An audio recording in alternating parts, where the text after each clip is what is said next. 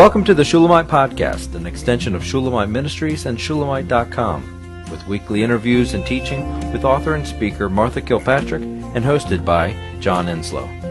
This weekly podcast is a way to stay connected to the ministry. So come experience anointed messages, not giving just another method, but a living impartation. Well, Martha, spring has sprung, and part of it sprung up my nose, and I've been sick for a couple of days with some kind of sinusy, pollen-y thing, which is not normal for me, but I have that, so this is the sound of my lovely voice today. I wanted to tell something at the very beginning of this. I wanted to advise everybody of the update that we just released of the Shulamite app. We were having some issues with it brought up an error message basically saying that it was going to slow down your iPhone or iPad, and it was something that happened with the last iOS update, and if you hadn't updated, you probably wouldn't have seen it, but there are several people that have contacted us and said, hey, we're getting this error message. Though it didn't affect your phone, as it said, it probably would have eventually. So we went ahead and found a developer, and we have updated it, and it's wonderful. It's the error message is gone. The code is a lot cleaner than it was, which means absolutely nothing to anyone but the developer. And to me, knowing that clean code is going to make it run smoother, and that this update will last longer because it'll be compatible for the next iOS update. And there's probably too much information for most people, but I could say the app works perfectly, and it's faster now. So this is a good thing. We're also going to be working with this developer to bring some new features into an update that will come up real soon here. One of the things I'd like to do is I wanted to do push notification, which basically, if you've ever had an app on your phone that's popped up and says there's new content over here, we want to basically let you know when you should come back to the app and see the new content. So we're going to do that, and we're hoping for some other new features that will be revealed in the coming weeks and months. So we're looking forward to that. So I wanted to first start with that. I hope you use the app. It's a wonderful resource we've made for everybody to be able to access literally every single thing that's on the websites. And in a one-stop shop, you can be anywhere and be able to do that. So I hope that you take advantage of that and use it. It's free, and now it's completely compatible with your iPhone and iPad and iTouch. Martha, you've been writing, and I've been writing, and you've been writing actually about spring. So going back in, we're sitting out here on a lovely day. It's the breeze is beautiful, and the sky is blue, and everything is starting to erupt from the ground, and it's just absolutely gorgeous. So tell me about this post that you were writing earlier today. I had been asking the Lord, as I said in the post, for a new fire. I realized I needed spring and resurrection, and I asked Him to give me a fire for Him. And it's kind of started back some weeks ago. I got into Psalm 119 deeper than I ever have, and I was astonished how much the psalmist wrote of his love for God's law, precepts, commandments, all of which are God's will. It's just I'll just read you a couple of things. I have taken your testimonies as a heritage forever. They are the joy of my heart. He talks about, I will lift up my hands to your commandments, which I love, and I will meditate on your statutes. All those mean the word, but it also means the will of God. I will walk at liberty, for I seek and deeply long for your precepts, your will. There's such a love affair in this one psalm with the will of God and with the commands of God. And that touched me. So in asking the Lord for a new fire, I came to this book by Andrew Murray, which is not new to me, but I hadn't read it in years. And I started reading it, and it just set my heart ablaze and put me in love with the will of God, anew and afresh. I've always been on the will of God because I think it came to me in my early days when I was so deep into the Beatitudes. My foundation was the Beatitudes. And I became aware from that. The Beatitudes are about His will. But this one particular passage has always struck me with fear and struck me with desire. It's Matthew 7. I've been particularly aware of this lately because I know people, and have known many, who would fall into this category. He says in verse 21 of chapter 7 of Matthew, "Not everyone who says to me, 'Lord, Lord,' will enter the kingdom of heaven, but only he who does the will of my Father who is in heaven." That is pretty stark right there.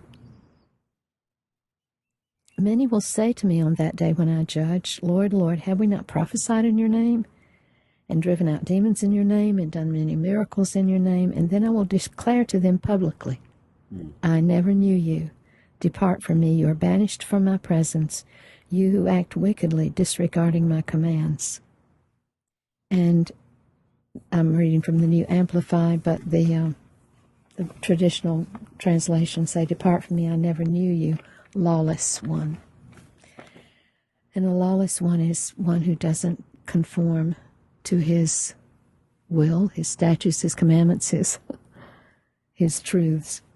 So this book has ignited a little flame in me and a great recovery of the love of God's will. Now I remember also being so impacted by Jesus said in the Psalms, "Lo, it is written of me, I delight to do thy will, O God." Delight.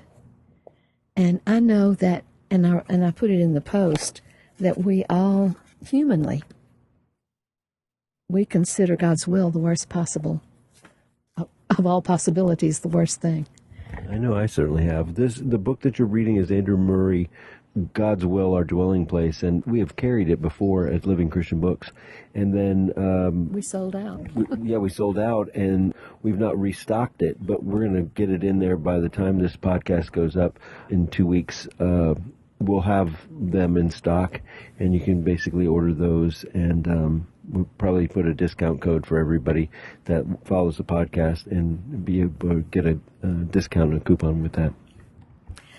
Well, it's a book I read years ago, but Murray, I could spend the rest of my life on Andrew Murray. His writing is full of revelation, very high spiritual revelation. He is full of grace, love, mercy, and he speaks in simple terms. I can grasp what he's saying. And he has so many things. My book is practically turned yellow because I've highlighted so many things. But listen to this. And he's quoting the verse I just read. "He who does the will of my Father, which is in heaven, will enter."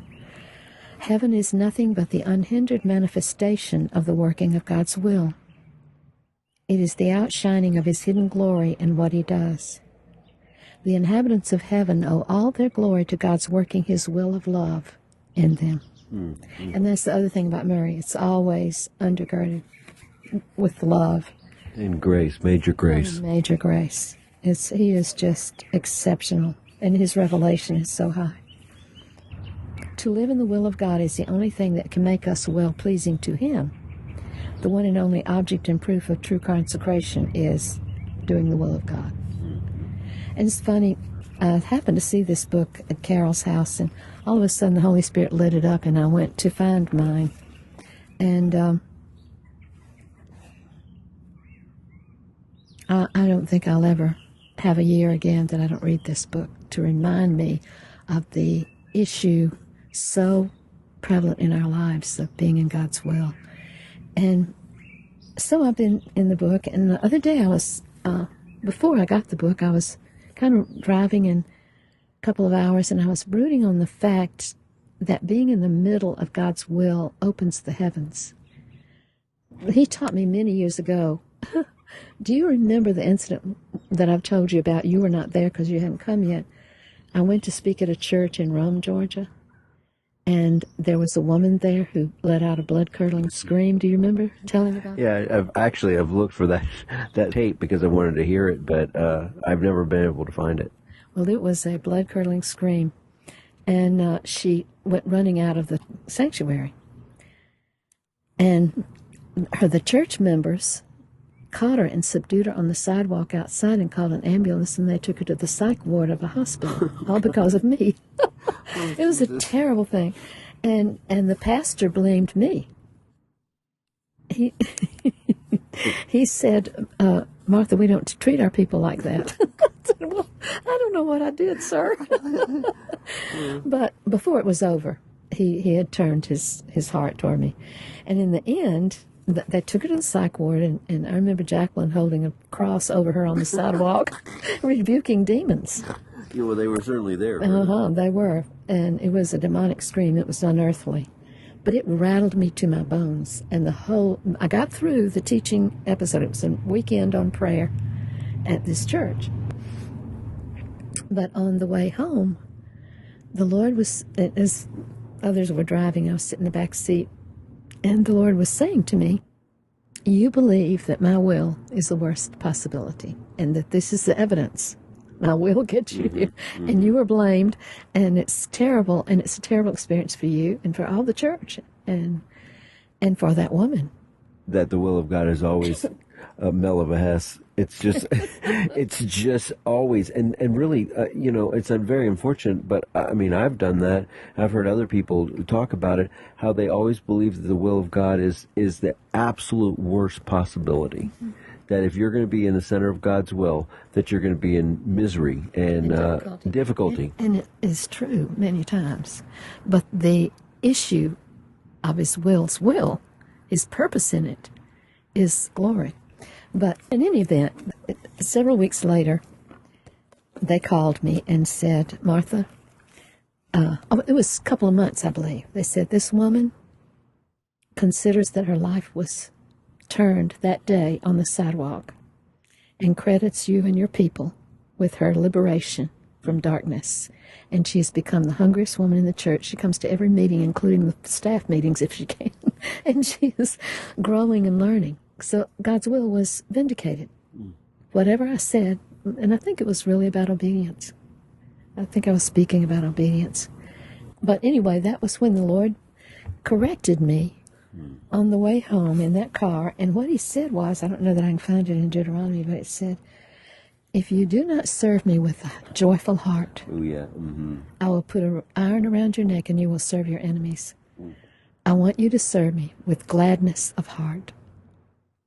And it was a huge correction because and I believe this is the human condition from the Garden of Eden.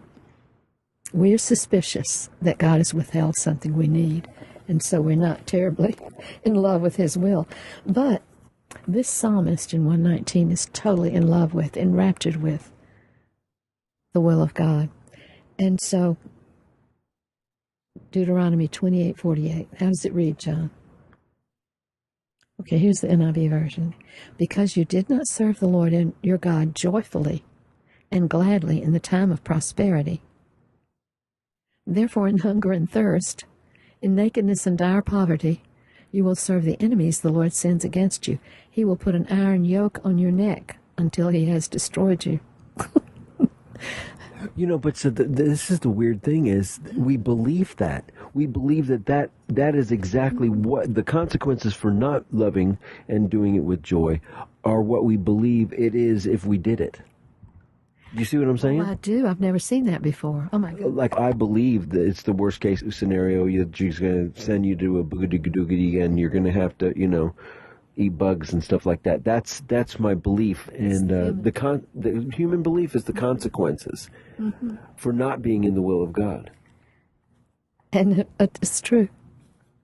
So it gave me the fear of God for being so suspicious of his motive and his will, and say, oh, here we go again. Now a woman screaming. And in the end, he was vindicated and I was vindicated. And the woman was set free. It was all glory. It was all glory in the end. And it was all for his purpose, all sovereign. And he sent me there for that to happen. We hope you've enjoyed the Shulamite podcast. For all the latest from Shulamite Ministries, please visit us at Shulamite.com, where you'll find Martha's daily devotions, posts from GetAlongWithGod.com, and the online library of all of Martha's writings. At Shulamite.com, downloading the free Shulamite app is easy, and LivingChristianBooks.com is only a click away.